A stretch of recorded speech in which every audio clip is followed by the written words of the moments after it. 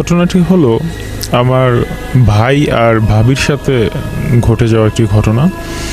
এটি গতবার রমজান ঈদে আমরা সবাই বাড়িতে বেড়াতে গিয়েছিলাম। আমার ফ্যামিলিতে মা বাবা সবাই বাড়িতে থাকে, ভাই ভাবি আমরা সকলে বাড়িতে বেড়াতে গিয়েছিলাম। তো তখনকার একটি ঘটনা, আমাদের দোতলা একটি বাড়ি। তো ভাইয়া ভাবি ওনারা দোতলাতে থাকে, আমরা নিচতলাতে থাকি। তো প্রায় ঈদের চতুর্থ দিনের ঘটনা।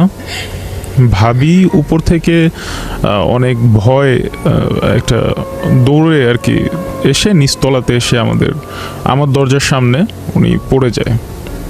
সিঁড়ি থেকে নেমে উনি দরজার সামনে পড়ে যায়। তো তখন আমরা সবাই দৌড়ে গিয়ে ওনাকে ওখান থেকে উঠিয়ে এনে আমাদের বিছানায় ওনাকে মুখে একটু পানি টানি দেওয়া হয়। তো কিছুক্ষণ পরে যখন ওনার সেন্স ফিরে আসে, তো তখন ওনাকে জিজ্ঞাসা করা হয় যে কী হয়েছিল, হঠাৎ করে তুমি এরকম দৌড়ে এসে পড়ে গেলে। তো উনি বললেন যে আমি উপরে কিছুক্ষণ আগে একটু তন্দ্রা ভাব হচ্ছিল, আমি ঘুমোতে গিয়েছিলাম। তো হঠাৎ করে তখন একটা বিকট শব্দে আমার ঘুমটা ভেঙে যায়। তা আমি ফিল করলাম যে ঘরের ভিতরে কেমন যেন ঠুকঠাক করে আওয়াজ হচ্ছে।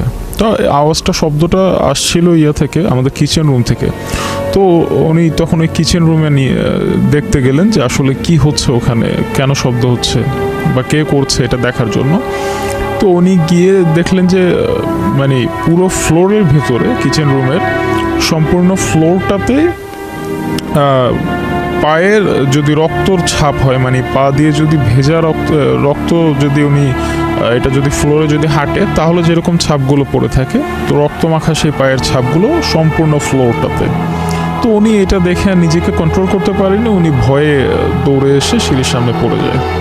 তো তারপর ওনার কথাগুলো শুনে আমরা সবাই দেখার জন্য যে আসলে বাস্তবে কি হলো এটা দেখার জন্য আমরা সবাই তখন গেলাম উপরে।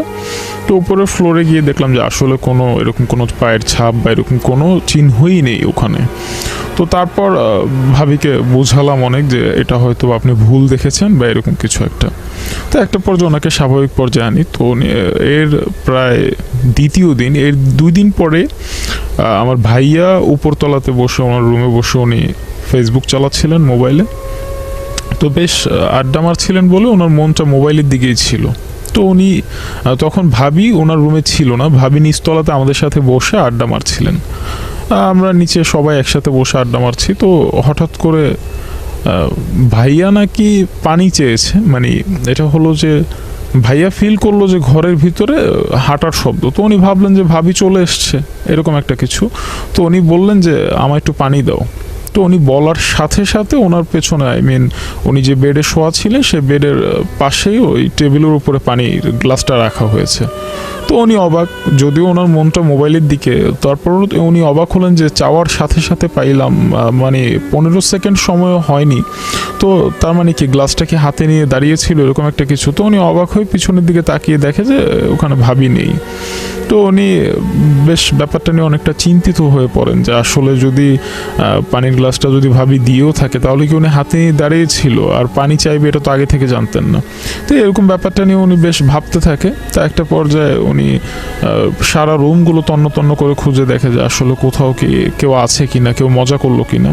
তো একটা পর্যায়ে দেখে যে না, কোথাও কেউ নেই। নিচতলাতে এসে আমাদেরকে বললো যে, ভাবিকে বললো যে তুমি কি উপরে গিয়ে আমাকে পানি দিয়ে এসছো? তো বললেন যে না, আমি তো উপরে যাইনি, আমি তো ওদের সাথে বসেছিলাম। তো আমরা বললাম যে হ্যাঁ, আমাদের সাথে একসাথে বসেছিল, আমরা আড্ডা মারছিলাম। তো ভাবি তো এখান থেকে নড়েইনি, তো তোমাকে কে পানি দিল? তো এই ব্যাপারটা নিয়ে আমরা অনেকটা কনফিউশন হয়ে যাই যে আসলে এগুলো ঘরের ভিতর কি ঘটছে। তো একটা পর্যায়ে ওঝা আসলেন, ওঝা এসে ওনার মতো করে উনি বাড়ি বন্ধক টন্ধক করলেন।